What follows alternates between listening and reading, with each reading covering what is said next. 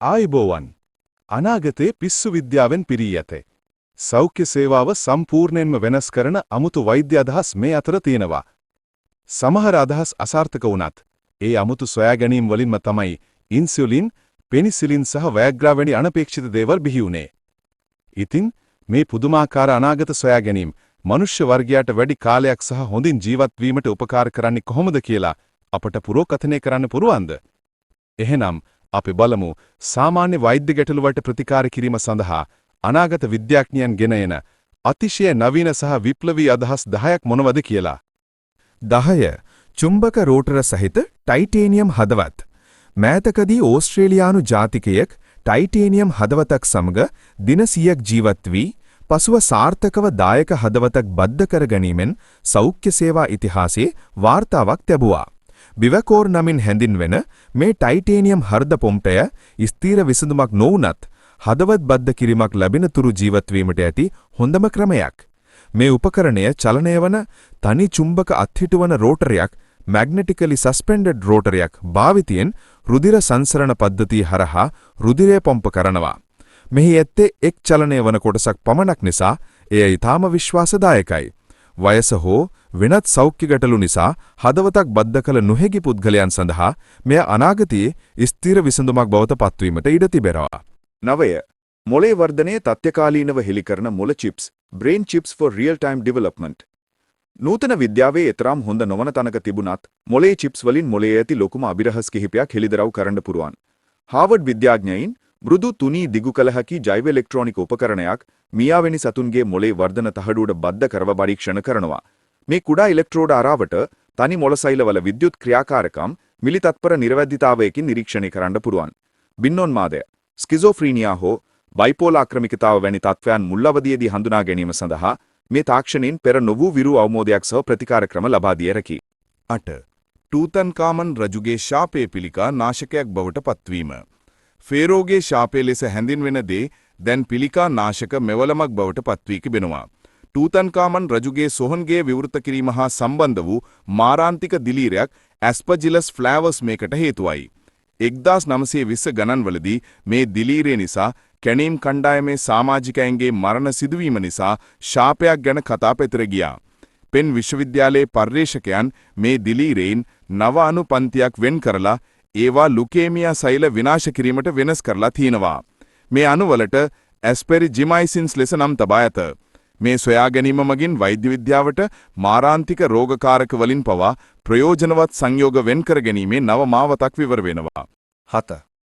හෘද සෞඛ්‍ය සඳහා කෘත්‍රිම බුද්ධිය. AI for heart health.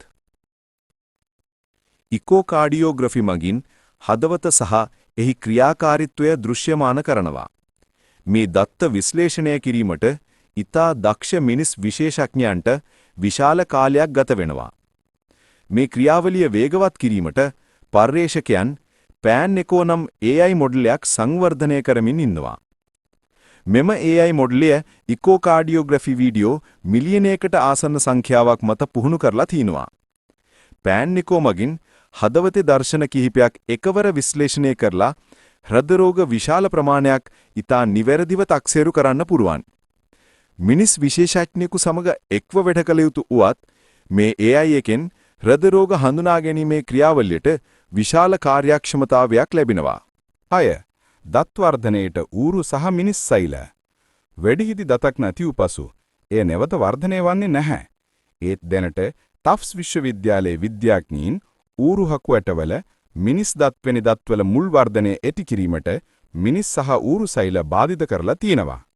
වර්තමාන දන්ත බද්ධ කිරීම වලදී සාමාන්‍යයෙන් ටයිටේනියම් පාදමක් හකු ඇටයට සවි කරනවා. නමුත් ජෛව ඉංජිනේරු විද්‍යාවෙන් ප්‍රතිස්ථාපනය කරන දත්වලට ස්නායු තියෙන නිසා හපන විට වඩා හොඳ සංවේදී ප්‍රතිචාරයක් සහ කුෂනින් එකක් ලැබෙනවා. එමෙන්ම හකු ඇටවල නිරෝගී අස්ථි පිරිවැටමටත් මේවා උදව් කරනවා. දතේ ඇති එනමලය, ඩෙන්ටින් සහ අනෙකුත් පටක බවට නිවැරදි සෛල හැරීම තමයි මෙහි තියෙන අභියෝගය. 5. මේදය දහනය කරන බෝබා පබළු. ෆැට් බස්ටිං බෝබා බීඩ්ස්. ලෝකය බර වැඩිවීමෙන් පෙළෙනවා. එයින් සෞඛ්‍යයට අහිතකර ප්‍රතිඵල ලැබෙනවා. ඉක්වන් මේදේ අඩු කිරීමේ ක්‍රමවලට සැත්කම් හෝ එන්නත් ඇතුළත් වෙන්න පුරුවන්. දැන් සීචුවන් විශ්වවිද්‍යාලයේ නව නිපැයුමක් මගින් තවත් ක්‍රමයක් හඳුන්වා දෙනවා. ඒ තමයි මේදය දහනය කරන ක්ෂුද්‍ර පබලු මයික්‍රෝබීඩ්ස්. මේවා මීයන් සමග කළ පරීක්ෂණවලදී සාර්ථක වෙලා තියෙනවා. මේ පබලු හරිතතේ සංයෝග සහ විටමින් E වලින් සාදා මුහුදු පෙළ ඇති ද්‍රව්‍යයකින් ඔතලා තියෙනවා. මේවා ශරීරගත වූ පසු බඩවැලේදී ප්‍රසාරණය වෙලා මේද අංශු අල්ලාගෙන පසුව ශරීරයෙන් පිටවෙනවා. මේ පබලු වලින් ප්‍රතිකාර කළ මීයන් ඔවුන්ගේ ශරීර බරින් 17ක් දක්වා අඩු කරගත්තා. මිනිසුන් සඳහා මේ පබලු අනාගතයේදී බබල් ටී වලට පවා එකතු කළ හැකි වෙයි. 4. පුනරුත්ථාපනය සඳහා පැළඳිය හැකි රොබෝවරු. Wearable robots for rehabilitation. ස්නායු පරිහානිය රෝග neurodegenerative diseases නිසා මිනිසුන්ට දිනපතාම Tamanගේ දෛනික නිදහස නැති වෙන්න පුළුවන්.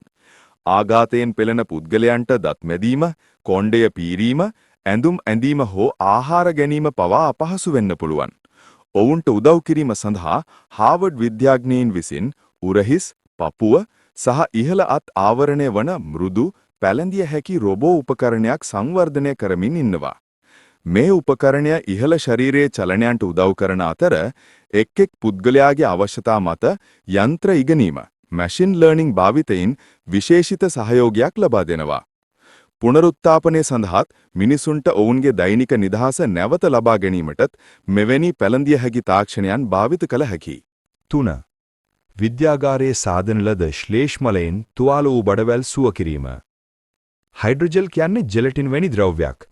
මේවා විශාල ජල ප්‍රමාණයක් අවශෝෂණය කරනවා. ඒවදෙන් කෘත්‍රිම ශ්ලේෂ්මලයක් බවට පත් කරලා තියෙනවා. ඖෂධ සෙමින් රුධිරයට මුදා හැරීමට හයිඩ්‍රොජෙල් ඉතා හොඳයි. නමුත් ඒවා මුඛයෙන් ශරීරගත කළොත් ආමාශයක අම්ලයෙන් කැඩී යනවා. නමුත් ආමාශයේ ශ්ලේෂ්මල පටලය පදනම් කරගත් නව කෘත්‍රිම ද්‍රව්‍යයක් ආම්ලික බිඳවැටීමට ඔරොත්තු දෙනවා. අතිශයින් ස්ථායී ශ්ලේෂ්මලීන් ආభాෂය ලැබූ හයිඩ්‍රොජෙල් UMIH කියලා මේ ජෙලිවැනි ද්‍රව්‍යයට මිනිසුන්ගේ සහ සතුන්ගේ වන අල්සර්ස් සහ අනෙකුත් ආමාශ ආන්ත්‍රික තුවාල සුව කිරීමට බඩවැල් ඇතුළත ආලේප කරන්න පුළුවන්. 2. ලදරු නිරීක්ෂකයක් ලෙස ක්‍රියා කරන පැසිෆයරය. A pacifier that's also a baby monitor. ලදරුවන්ට Tamanට කොහොමද දැනෙන්නේ කියලා කියන්න බෑ.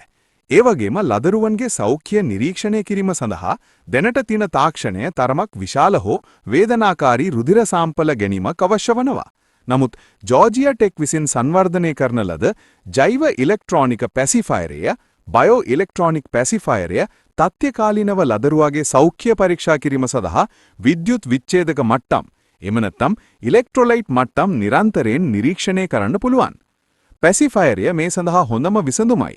මන්ද එය පහසුවෙන් තාක්ෂණයෙන් සමන්විත කළ හැකි අතර විශේෂයෙන් දරුණු සත්කාර ඒකකවල සිටින ලදරුවන් සඳහා තනිව ක්‍රියා කරන රැහන් රහිත ආක්‍රමණශීලී නොවන සෞඛ්‍ය ට්‍රැකර් එකක් බවට පත් කළ හැකි බැවින්.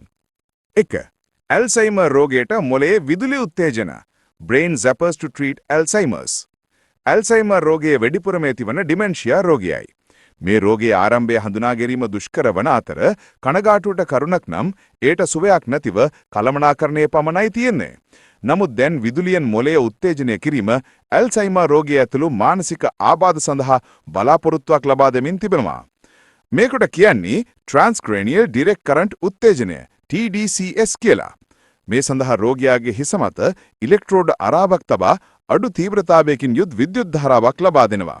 දිනකට මිනිත්තු 30ක සැසි දෙකකට පසු රෝගීන් සංඥානන වැඩි දියුණු කිරීම එහෙම නැත්නම් cognitive improvements පෙන්눔 කළා. විද්‍යාඥයන් කියනවා විදුලිය මගින් මොළයට ප්ලාස්ටිසිටි එහෙම නැත්නම් ප්ලාස්ටිසිටි වැඩි කිරීමට නව ස්නායු සම්බන්ධතා සහ මාර්ග සෑදීමට උදව් වන බවයි.